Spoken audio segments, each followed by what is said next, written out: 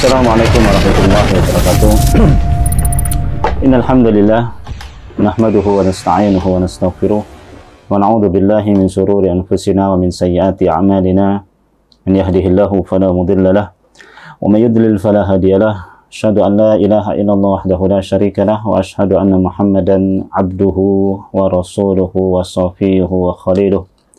Ballagha risalah wa addal amanah wa nasahal ummah wa jahada fillahi haqqa jihadi. Allahumma anfa'na bima 'allamtana wa 'allimna ma yanfa'una.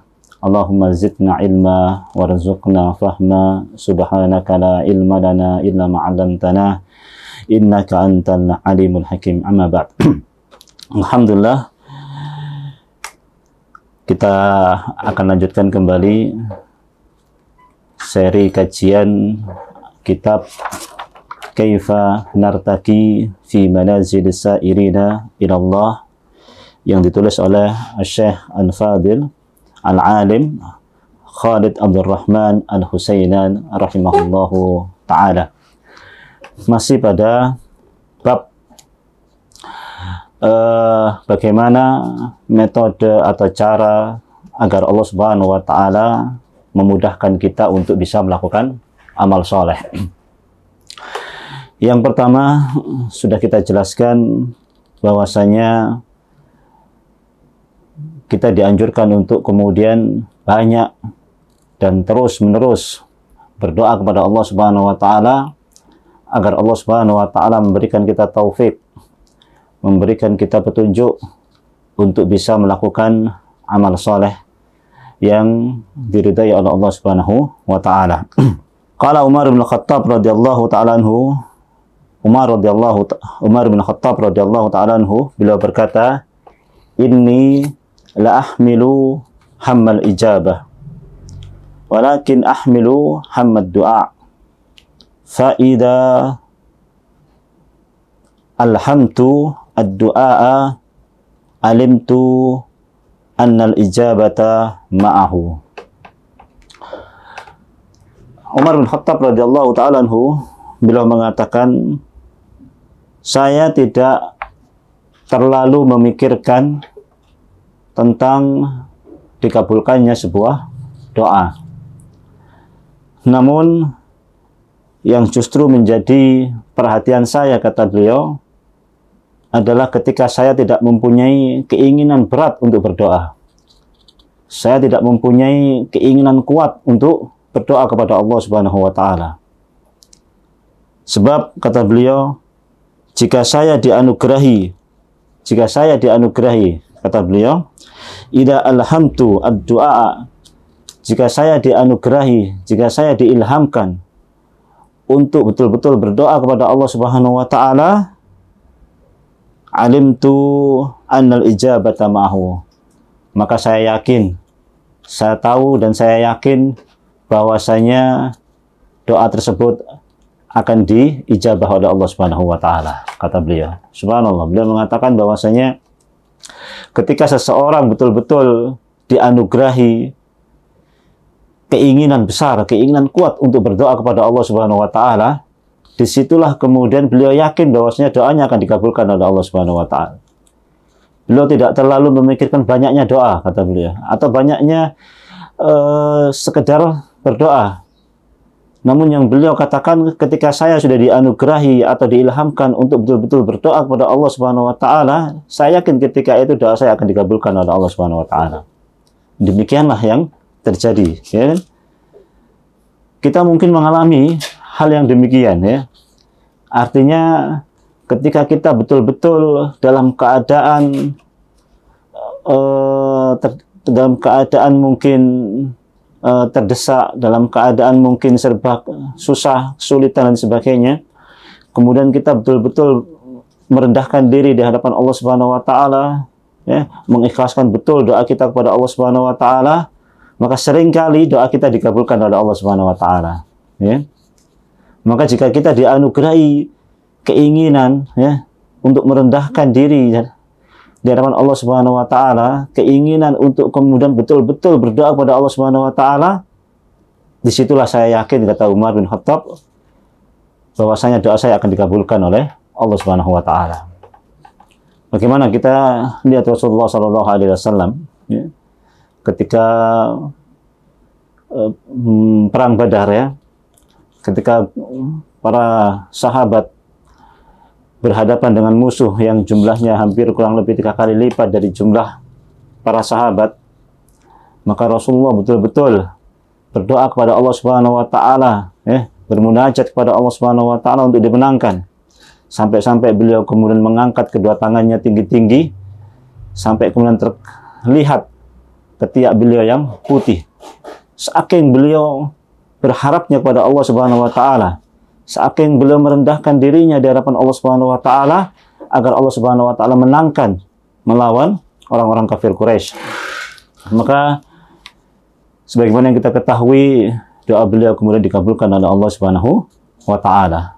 Dimenangkannya kaum muslimin, para sahabat melawan orang-orang kafir Quraisy. Demikianlah rahasia yang betul-betul disampaikan oleh Umar bin Khattab. Ketika kita dianugerahi betul-betul merendahkan diri di hadapan Allah Subhanahu wa taala berdoa, maka di saat itulah kita yakin bahwa doa kita diterima oleh Allah Subhanahu wa taala. Maka di sini bisa kita ambil pelajaran untuk kemudian ketika kita berdoa kepada Allah Subhanahu wa taala, minta kepada Allah agar kita dianugerahi keikhlasan dalam berdoa, agar kita dianugerahi kesungguhan dalam berdoa, kesungguhan dalam meminta. Sebab kesungguhan dalam meminta itulah ya yang pasti akan dikabulkan oleh Allah Subhanahu wa taala ya. Oleh karena itulah kita betul-betul minta kepada Allah Subhanahu wa taala kesungguhan, kita minta kepada Allah Subhanahu wa taala agar kita dimudahkan untuk melakukan amal soleh. Karena itu salah satu menjadi penyesalan orang-orang yang kemudian dimasukkan oleh Allah Subhanahu wa taala. Salah satu penyesalannya adalah agar ia dikembalikan ke dunia kemudian melakukan amal soleh ya. Oleh karena itulah sebelum itu menjadi penyesalan kita di akhirat nanti, tidak sempatnya kita melakukan amal soleh, beratnya kita melakukan amal soleh di dunia ini, sehingga kemudian kita di akhirat termasuk orang-orang yang kemudian menyesal kenapa dulu kita tidak melakukan amal soleh di dunia. Itu yang pertama yang disampaikan oleh Syekh Khalid Al-Husainan rahimahullahu taala.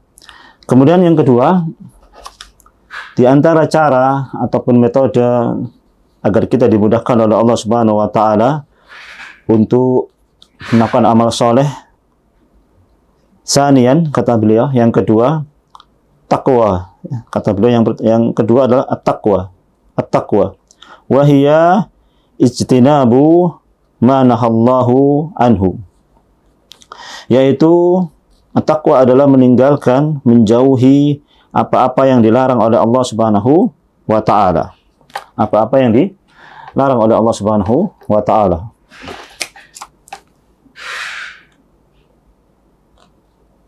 Wa hadza min a'dhami asbabi at-taysiri, dan ini merupakan sebab terbesar ya.